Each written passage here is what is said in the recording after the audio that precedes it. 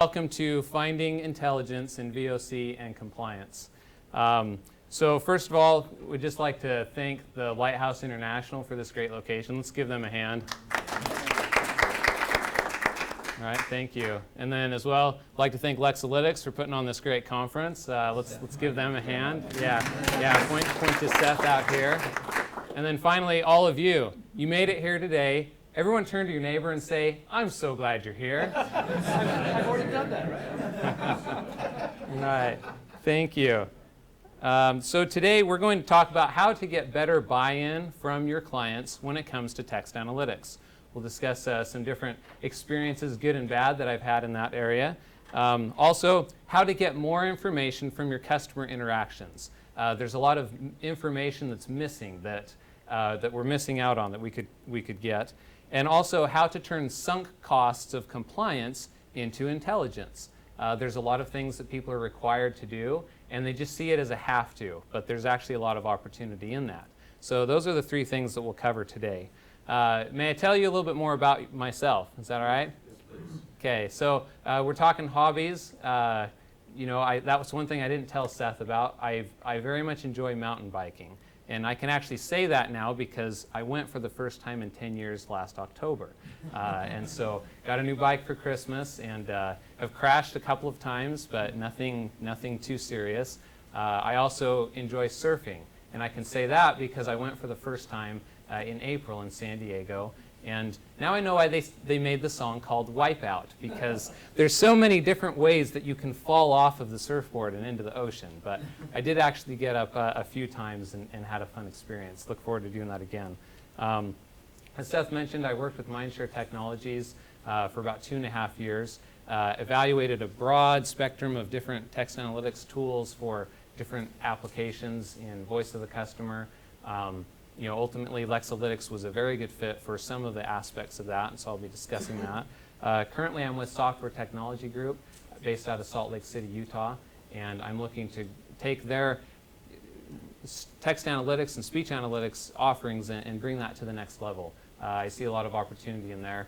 And I have to admit, I'll make a little confession here. Sometimes I do actually wake up at night thinking about text analytics, speech analytics. So I don't know where that falls on your scale there, Seth, but I do sometimes lose sleep in a good way. So to start out, can I tell you guys a little story? Is that all right? Okay, so when I was about 7 years old, I went camping with my dad. Now this was a father-son camp out, and so all the fathers and sons in the neighborhood, we went up to this place. And this was great because Mom wasn't there. We could do whatever we wanted. And so we go off, we're running around, and we find this hill. And so this hill, we're running down it. Has anyone ever run down a hill and you got to that point where you're almost out of control? You're just like, you're going so fast, you think you're going to fall down, and then you make it. So we're having a lot of fun with this. Running down the hill, feeling like Superman, oh, this is so fun. Then all of a sudden someone says, "Hey, there's brownies back at camp." So we all go running over there, going back to camp. They had these brownies. I mean, they were huge. Maybe it's just because I was 7. They seemed huge. But I mean, it was like as big as my hand. So I'm looking at this thing, and it's got icing on it, and they're still warm. How do you get warm brownies up in the woods? I don't know, but they were warm. So we're so excited about this. Now, this next part, maybe it's someone who has a psychology background can tell me, what's the psychology behind a 7-year-old? We take the brownie, and we didn't eat it there. No, we took that back with us over to the hill, and we start running down the hill again, holding this brownie. So we're running down the hill. I guess we wanted to share this experience, or maybe our mind was still over here. So I go down, I'm running, get to that point where I'm almost out of control, and then I hit a stump. Just a little stump. But it was big enough to send me flying. I go flying, skid on the ground, brownie goes flying, gets all this stuff on it, and the first words out of my mouth were, "Oh, my brownie's ruined." So never mind that I'd gotten all scraped up and I'm all dirty. This brownie was ruined. I was heartbroken. I thought, wait, I got an idea. I bet I can cut some of this stuff off and still have a good brownie. So go back to camp, cut off all the stuff, and then I've got my brownie. So it wasn't as big as the first one, but I had a good brownie that I could eat. Now, in text analytics, there is a lot of noise sometimes. And as technologists and consumers of this technology, we are used to looking past that. We're used to saying, oh, but look at all this cool stuff that's on the inside. So what happens sometimes when we present this to our customers, we're presenting them with something that looks like this. We've got this delicious brownie, but it's got all this dirt on it. Carl, would you like to have a bite of this brownie? I think I'll pass it. Cut some of that off. We're going to cut some of it off. I mean, that just does not look very appealing. There's all this dirt on there. Nobody wants to eat that when it's presented in that way. So one of the most emotionally charged things that happens, the piece of dirt that gets on the brownie, is when we're working with a new client and we're running their data through it. And they have certain product names, or their name of their company is a little different. Maybe it's two words that don't normally, statistically occur next to each other. So you get some weird things happening. And this is a very emotionally charged thing for people. They see this, and I mean, it's like their baby, Oh, this is my company, this is my product, this is what I do all day. And you guys can't even get it right?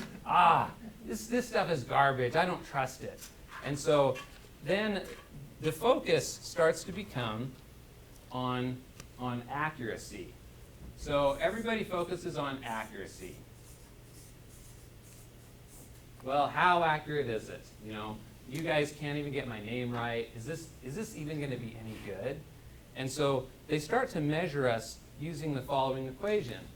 Okay, if accuracy is less than 100%, then you fail. Okay? Now that is a very tough standard to be measured against. Any mistake, any little thing, I mean, they just jump all over it. Oh, this stuff is garbage, just throw it out. There's no good, And so, that's kind of like me looking at this and saying, it's no good, can't have it. I don't want anything to do with it. I don't care if you can make more brownies. This has ruined it for me. So one of the things that we can focus on is we need to change this equation. We need to change the what? The equation. Okay, one more time. We need to change the what? Equation. Let's change this equation. So instead of focusing on accuracy, let's focus on how much data is used. How much of this data can we use? So, some of the clients say that they have, say, 1 million surveys come in, and they'd have a bunch of, comments in those, unstructured comments. And we'd say, okay, well, we can use 70% of this data. We're confident in our results of 70% of this. And so now we change the equation. So if data used is greater than 0%, this is a win. I'm using something. I mean, I could take the worst text analytics software out there that I've ever encountered in my life, and I could get at least greater than 0%. I could do that. So now we change the presentation. Okay, now we're going to present them with something like this. Now, it's not as big, right? But it doesn't have the dirt on it. We've filtered that off. Half of the icing is missing, but it's clean. This is a good, clean brownie. Carl, would you like to eat that? Does that look good? Okay, so we've got, we've got the comparison. So we need to change the equation. Instead of focusing on accuracy, and anything less than 100% is garbage and we're not going to use it, let's focus on consistency. Let's focus on what we're confident in and package that for the customer. Filter it before we give it to them. Sometimes it's funny because we even get caught up, we can shade things. We can show, oh, well, we have this comment, and so we tried something like this where, we have this comment, my customer, and then maybe we were confident in that, but then we weren't confident in the next words. And so then we changed those to a different color, ordered sandwich. And and then we got that it was bad. So we were confident in these things. The customer had a bad, my sandwich was bad, let's say service. But when we mix it up like this and show them all the different pieces, it's confusing. They don't want to think about this. They just want to give me the good data so that I can do something. So customer bad sandwich. Just filter out this other stuff that you're not confident in. Cut the brownie down. That will reduce the confusion. One of the pieces on this, well, I'll talk about a little bit later with word clouds. There's some funny experiences there. In fact, let's go there. Let's go there right now. So first thing to get better intelligence from your text analytics, change the equation. Change the what? The Equation. All right, thank you. So change it from focusing on accuracy to how much data can you use. So I mentioned consistency, so let's go back to that for a little bit. So computers are very good at being consistent. We typically say the humans are the accurate ones, but they're inconsistent. Computers are inaccurate, but consistent. Well, let's play to the strengths of each one. So one of the things about accuracy, so let's talk about accuracy some more. All right, you guys ready for another story? Another accuracy story? So this one was a food service client, and this customer called in. It was a voice survey, and they were talking about an experience they had at the drive-thru, and that the person working in the drive-thru wasn't very friendly, and some words were exchanged. And when this guy pulls up to next to the drive-thru window, the person working the drive-thru took a milkshake and threw it on the guy's car, like splat all over the front of his car, a milkshake. And so, he took off. He had to go wash his car. And so later on, he's calling up. He's like, he's just complaining, well, the person was very rude. And then he just snapped. He's like, and if I ever see that person again, I'm going to kill them. So this guy is issuing death threats. So this is a place where we would want to be very accurate with words like, kill or going to hurt you. These are known things. We know what things we want to look out for. So we can be accurate. These are typically things that are a very small subset. Legal issues, safety issues, compliance issues. These are things that we know. We can be accurate on those. Now, the other part of this equation is consistency.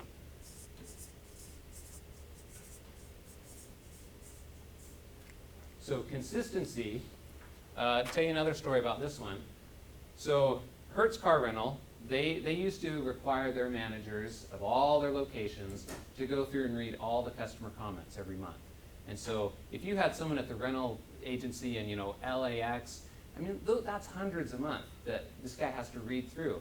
And they would have the human tag them, because humans are accurate, right? We can get this. So they'd go through, they'd have to spend hours and hours reading these things, tagging them. But then when they tried to roll up everything from nationwide or worldwide, wasn't consistent. And so it was very difficult for them to get a good picture of what was going on. And so this is where we play the computer's strengths. It's consistent. So they can consistently monitor. So what we had them do was take their tag, and then we go over time. And so again, it was some known set of tags, but it could also be unknown. Any tags that you wanted to pull down from your taxonomy that you're interested in monitoring, you could do that. Because over time, you're going to get a certain amount, you're going to establish a trend for a certain tag. And so this is going to be consistently inaccurate, but it will be consistent. We don't care if it doesn't 100% agree with the human. All we know is we've got this trend line that we can monitor, and then we can look for changes in that. Changes up, changes down. And then we can start to say, okay, well, what happened? and why did it happen? And so for them, not only did it save time from their managers having to read through it, now it was also consistent. And so they were able to raise the level at which they were monitoring their experience, get a more consistent aggregation of the real picture. You know, what is it that they're trying to see? What's going on in all of their operations? And one thing about the unknown part of this, if all of a sudden they saw vehicle maintenance or, you know, tires, I don't remember if it was Hertz or some rental car agency several years ago had an issue with a batch of tires that they had bought. And so these tires started blowing out left and right. And they weren't monitoring that, so they weren't able to notice, oh, hey, we just have a bunch of people talking about, you know, vehicle problems, tires and specifically. We have a huge spike in tires, what people are saying about tires. Okay, well, what's going on? Well, the tires are blowing out. Well, why is that happening? Okay, well, the why, you have to put in your structured data. That's where you bring in the metadata, the things that you know. For surveys, it may be the structured questions, the things where you ask them a ranking.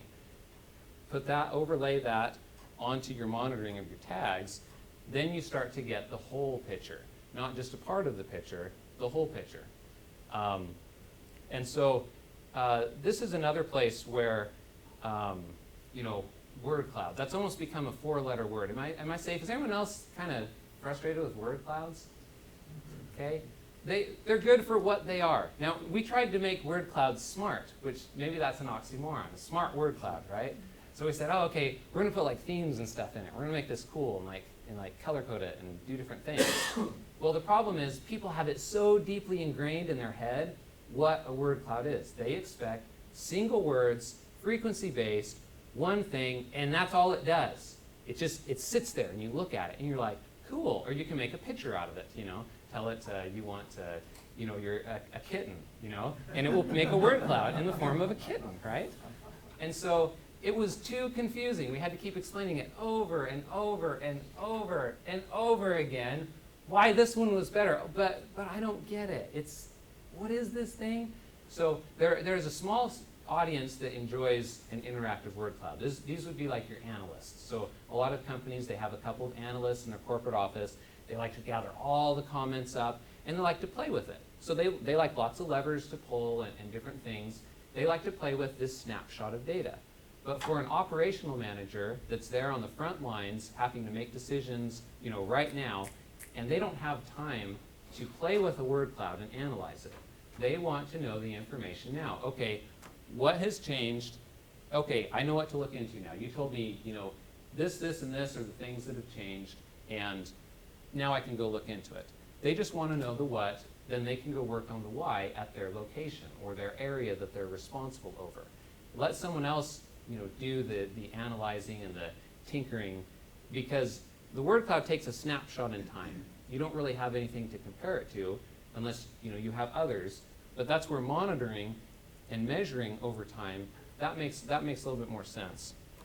So, you know, monitoring is the key. Monitor and check for differences. So, you know, second way, how to get more from your customer interactions, monitor and look for differences.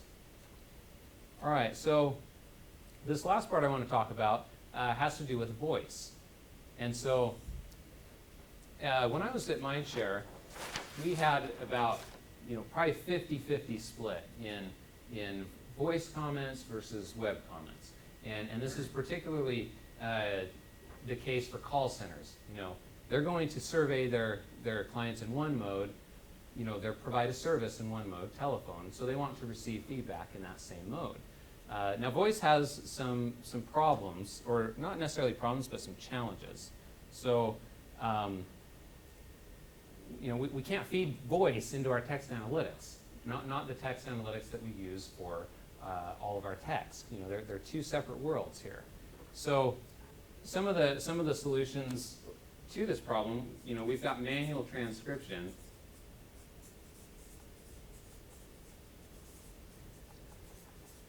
Now, manual transcription has its own set of challenges with that. You know, it can be relatively expensive.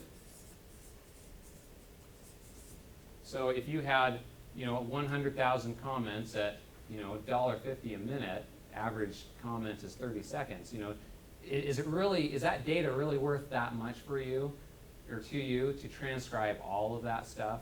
And so that's the first wall. That's the first wall that, people will hit that and say, okay, I'm just going to ignore my voice. Some of the other challenges, if they do decide to invest in that, it can be slow. It can be slow to get those transcriptions back and do something there. Also, we got the humans again, right? And humans are 100% accurate. How many people in here are 100% accurate? Not me, okay? So you actually do get some inconsistency. Slow, it's difficult to scale. All of these things are some challenges there. So we have another option. We have phonetic search. So phonetic search, you could go in and try to do some of these things. So we'll talk about phonetic search a little bit.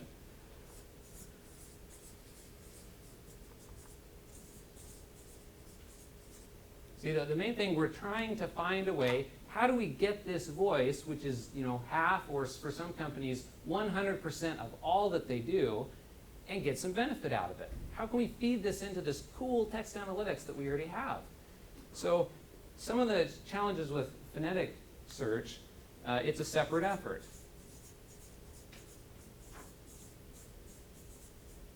So you have to set up your text analytics on one side, but then this is usually a completely different system, completely different set of rules. Sometimes you can only search for knowns. You're monitoring the conversation for certain speech patterns that are known to then trigger an alert. Like, remember maybe the death threats or the legal issues. So you can search for some of these things. However, a lot of systems have a proprietary format.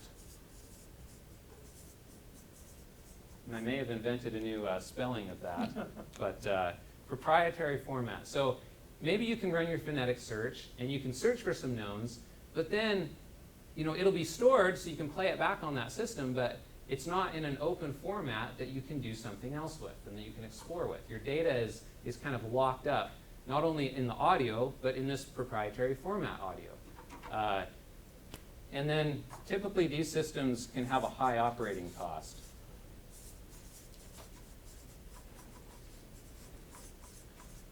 And this can be in terms of data center footprint, licensing costs.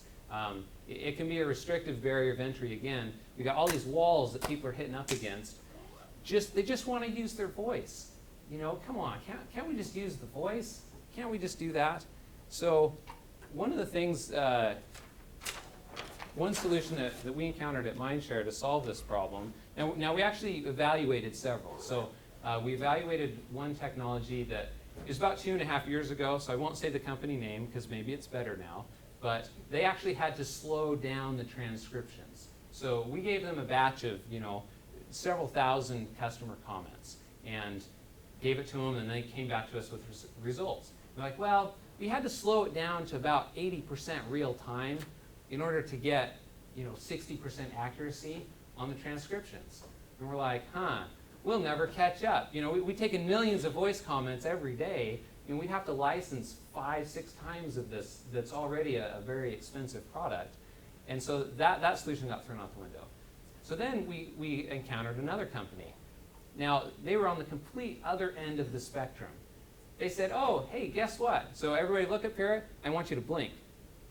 Okay, in the time that it takes you to blink, this technology could transcribe a 30-second comment.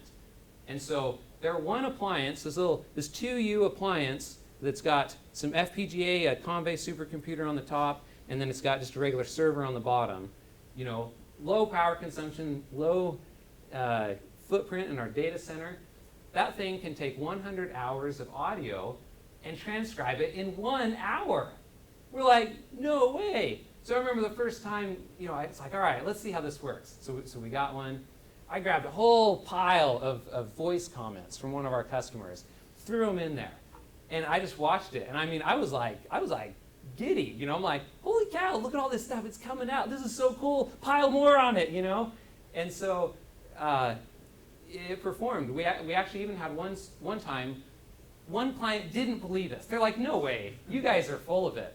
So they brought this like 4 or 5 flash drives with audio on it. And they're like, all right, they just dumped it on us in the morning. So this client came to the office to visit, and we're downstairs coding away doing stuff.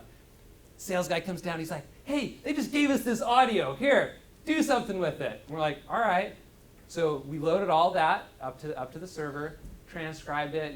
It's humming through there, 100 hours in 1 hour. I think they gave us, I don't know, they gave us a sizable amount. They probably gave us 100 hours or so just to see if this was true.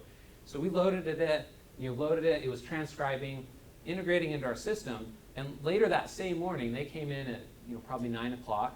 At 11 o'clock, we were showing them insights from their data, in our software. And I mean, they were blown away. I mean, they had to keep looking through it. They're like, okay, and it took them a while. So they're like, all right, how many guys do you have downstairs? How many monkeys pounding the keyboard? They had to make sure we didn't just manually transcribe everything, but it really worked. We really went through all this. And so the technology that we use, it's called VOC, VOCI. And so this is it's not really a new company, but their name is kind of new. It came out of the Carnegie Mellon Silicon Speech Group about 10 years ago, and then they were Silicon Vox, and then about 2-3 years ago, they switched to the name VOC. And so one of the interesting things about this is, first of all, we've got our 100 hours in 1 hour on one appliance. And so that translates to, roughly 800,000 hours a year for one appliance. It can also do live call monitoring. And so they've had cases where, did you have a question, Seth? Yeah, how much text content does that end up distilling down to? How much text content? Yeah. So what we did, we got all the text, then we ran the text through Lexalytics, right, and got that. So like in terms of size, yeah, I'm or just curious, if you do have sort of an hour of speech is roughly. Oh, okay. I mean, typical comments of about 30 seconds would be, 3-4 lines of text. Maybe 3, 4, 5 lines of text. So multiply that out. A decent amount. Representative to our web surveys that we would do. Right. So yeah, there's a lot of content trapped in this audio. So as we unlock that, the scalability, we've got that. It can monitor live calls. So one appliance could do 100 live calls. And so they've got an application where they're doing something similar to Phonetic, where it's searching for a compliance statement that needs to be read. And so as they're going along in the phone call, it's monitoring, transcribing as the agent's having conversation. And then if the agent, if it hasn't detected that it said something, then it pops up a little screen and says, hey, there's problems here. Don't forget to read this statement. What they've done is they've made their own voice recorder.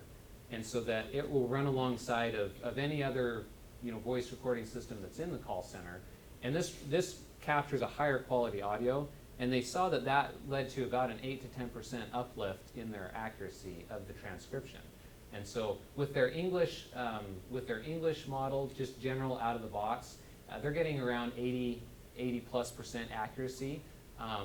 Whereas some of the phonetic searches were getting around 70 is what the marketing material says. And so we'll let Seth do the math on marketing, reality, and the marketing multiplier there. But the wrong person to do that now. But then also specific industries, so they have ability to tune the language model. So we took one of our clients and gave them several hundred hours of transcribed audio. They were then able to go through and get that, and then that starts to get the accuracy closer to 90%. But again, we're starting to get over here talking about accuracy again. Very consistent. So we were able to take audio, unlock it, transcribe it, then run it through Lexalytics, and other text analytics things that we were offering at that time. And now we're able to say, hey, you know what? you can get 70% of your insights for 10% of the cost and 1% of the time. Some people who actually cared about transcriptions were shipping these off. They'd get them 3 months later. Imagine getting a call 3 months later, hey, really sorry about that milkshake thing, and then you can just hear the guy exploding on the other side. Oh yeah, I'm so mad about that still, I'd forgotten about that, You don't want to wait 3 months before you come and talk to the customer about a problem. You want to resolve that in a very short window of time. And so by transcribing this, you're able to react more quickly. So, so we've got the speed and the scale. Now the other part that was even more interesting than this, because this by itself was pretty cool, but there's other metadata that they offer as well, along with this. So some of these things, of course, was confidence. So we've got confidence. Again, this allows us to filter out the things that we don't know. We've got to take the dirt off the brownie. So they'd have word, dot, dot, dot, word, dot, dot, dot, word, word. We found that it was less confusing for clients if we just put in an ellipses of the words that we weren't confident of, because then they could get the general idea, and they're like, wow, yeah, this 70% brownie, this tastes pretty good. I like this. They're getting some value out of it. When we mixed everything together, tried to color code it, it was almost like pointing at the dirt and saying, oh, hey, look at here. This is stuff that we're not very confident in. Look at me. Oh, we got it wrong. Ah, got it wrong again. We're falling down and down from that accuracy thing. It's just put it out. People are smart. We filter things all the time. One interesting thing, so I've been going to some body language training recently from a company in Salt Lake City called 3 Key Elements. And their CEO is name's Kirk Duncan. Very dynamic speaker. He's a hoot to watch, but he is a body language expert. He's been doing this stuff for 10 years. And so he talks about how, in our minds, we will process between 600 to 800 words a minute. That's what we're thinking. So we think 600 to 800 words a minute. Well, we only speak 150 of these. And so the rest of them manifest themselves in body language. So you might be asking yourself, what the heck does body language have to do with text analytics? Well, I'll tell you. So one of the things that VOC offers is they tag the non-words. And right now, so the API, like I said, it's been about 6-7 months since I was with Mindshare and playing around with this, and so, but at the time, the API would identify those or long words, and so what is actually happening during that is, if we think about the pathways in the brain, we've got these different paths we can take. Those non-words are sometimes people getting at this intersection and deciding which way do I want to go. Every time there's an non-words are coming out of somebody's mouth, they're actually trying to decide what they want to say. So one interesting aspect that I'm excited to do some research on is, what does this mean when you're asking a customer a directed question? How was your experience? Was the server friendly? And they start to respond. You can just see that. You're like in this little, roller coaster ride, and it's taking these sharp turns. And okay, I don't want to. What if I say this? What if I tell the truth about this employee? Are they going to get in trouble? Oh, I don't want to get someone in trouble. But I was really mad because they did that. So maybe I'm going to tell them. And so I think it'd be very interesting to see if a correlation can be made by taking this additional metadata from the transcriptions and seeing if we can assign like a truth value, or are they really just laying it all out, or are they trying to sugarcoat it? And so this is one piece of the metadata. Some other metadata that they've been able to determine: gender of the speaker, as well as some demographic information. This is stuff, it just comes through on the voice. Emotion. Of course, you can get emotion from the voice. And then also with their recorder set up in a call center, you can get things like overtalk. So now, instead of voice being this, totally separate, neglected child over here, not only does it have valuable information that can be fed into text analytics, it also has some valuable metadata that we can't get from text analytics. Some of these things, the overtalk, the non-words. When people are typing, that's the backspace is for. Oh, don't want to go down that path, back, back, back. We miss out on that. And so being able to feed this additional metadata over into the text analytics, it gives us this whole other dimension, especially in these directed types of questions where it's question, answer, question, answer. Or a big thing, how many of you have gotten those like phone calls, especially around election time, that you start to get really annoyed with, those robo-surveys? Am I alone here? You guys know what I'm talking about? Okay? I mean, it's so cheap now. We've got all these ways to call people and to do things that it's really become, we're getting saturated with this stuff. And so one of the valuable things with this is you could go give someone one of these, automated surveys, ask them a really short question, but then you could also infer a lot of other information about that person by these different qualities in the voice. And so, the main thing that I've seen and I'm looking, forward to is, we used to have text over here on one side, and then we had voice over here. And voice was largely ignored. So we take our text, we put it into our text analytics, and then we would get our results.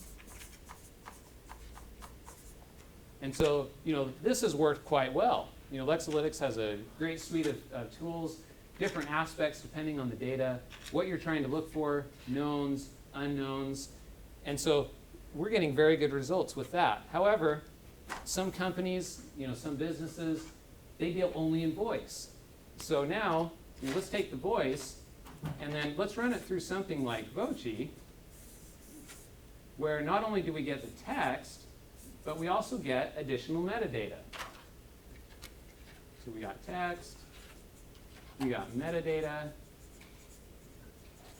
Now we can feed that same information into our same text analytics. It's not two different efforts now. It's merges over into what we already have, the investment we've already made, the things we've already tuned. And so this made a really big difference, because now it wasn't a separate effort to deal with the customers that had voice. Now we could have our text analytics system, and we just feed this stuff over. There's other things out there. When we evaluated stuff at Mindshare, 2.5 years ago, VOC was the clear winner. I'm not sure what other, technologies have come out since then that are similar, but I see them in a lot of the way of Netezza. Who here is familiar with Netezza? So the thing that Netezza did is they took this FPGA technology and applied it to relational databases and saw some huge performance gains for not a lot of cost. I see VOC in a similar light, where they've taken some different technology, applied it, and now they're getting some huge results in terms of scalability and performance. And so that's one thing to be watching over the next several years is what advances are there in voice? I'm very impressed with where it's at now and some of the possibilities, like we talked about, the different metadata. This is the third real point of getting more intelligence from your data. You got to unlock your audio. To summarize here, change the equation. Let's focus on how much data can you use, not just how accurate it is. Let's monitor and measure for the differences. Let's take advantage that computers are consistent, not always accurate, but they're consistently inaccurate, so we can measure change. And then finally, unlock your audio. And so these are some ways that I've been able to find more intelligence, and I'm very excited about what these possibilities offer for various businesses and clients. Are there any questions? Have you done some analysis on transcribed voice using Lexalytics on that versus written text? Sorry, repeat that. So have done analysis of the results of using Lexalytics on transcribed voice versus the text, regular text? Yes, so the one client I mentioned, we took several hundred hours of their audio, ran it through, and we found the results to be within 5 to 10% of each other. So we had the human transcribed voice, we ran that through Lexalytics and brought out the different measurements that we were using. Then we took the VOC transcribed, pulled it out, ran it through, and the difference was minimal. It was about 5 to 10% difference in our final results. So while the transcriptions, maybe this one was like 75% accurate, and the human we would say was 100%, the actual difference between what came out with Lexalytics was only between 5 and 10%. And so the delta shrunk as we are extracting interesting information. Yeah, thank you. But turning it the other direction, is there any difference in Lexalytics analyzing written text versus spoken text in terms of people speak differently than they write? Yeah, that's an interesting question. I mean, like I said, there's different metadata in there. I'll defer to one of the Lexalytics guys to see how they thought about that. Did you see different insights when you were analyzing written results versus analyzing transcribed? I don't care what this, what you just read. Oh, right. Okay, I see what you're saying. Yeah. We speak in different words than we write. So yes. would you get the same, what was the difference in the insights you would get with we, spoken speech versus written speech? Yeah, we didn't look into that difference specifically. So I think that would be an interesting thing to look at is, are the results different when they're typing it out, they're backspacing, they're thinking about things, versus when they actually are just saying it? We did notice, here is one thing that we noticed, the average length of a spoken comment was much longer than a written one. I can't remember the exact data, but because people could just ramble on, whereas typing was work. So what we found is that even though we had to pare down their data, we had to cut their brownie down, it was a bigger brownie to begin with because people dumped more information on voice. So that was one difference that we saw, is there's more data to begin with. As far as the differences in insights between those two, that would be an interesting thing to follow up on and study. We didn't do any studies specifically on that difference. Thank you. Another question in the back? Just speaking to that, you must get a lot of fillers, like I just said, do you get a lot of that? Yes. That? Okay. And so that's where that non-word came in, because we would just throw those out. Okay. And so it wasn't until recently that I learned this, that, oh, hey, there might be some more hidden information in there. But definitely there is a lot of those non-words. Thank you. Another question? So when you're talking about cleaning the brownie, how did you decide what to filter? What was the filtering process? So a lot of that had to do with the confidence level. So especially from voice, anything below a certain threshold. Because for every word, it's traversing its graph of possibilities, and it would give us a score. And so we found, just through presenting it to the customer, a certain level that, okay, anything below, 80% confidence, or, we'd set some threshold, and then we'd take that out. Same thing with the themes. We would say, okay, if this theme was derived from voice that had, an average confidence of less than our threshold, then we would just hide that theme. What about in text itself? Not stuff that was translated from voice, but something that came in as text, or were you not? We didn't. We would only. Let's see. We didn't have to do that as much because it's there. It's the text, and then we would get the themes. I mean, there are some scores around that, but Sure. we didn't use that heavily, and so people weren't as hung up on that. Sometimes, if we would group the themes by sentiment, that's where there was more confusion. If we tried to bucket stuff in just positive and negative, that caused a lot of problems. We needed that neutral buffer zone in the middle, and then people would start to understand. Because again, they would see something that they thought was positive in the negative, and then they'd just throw the whole thing out. Say, I don't trust this, I don't want to use sentiment. Thank you. Any other questions? All right, well, give yourselves a big hand for being here today. Thank you very much.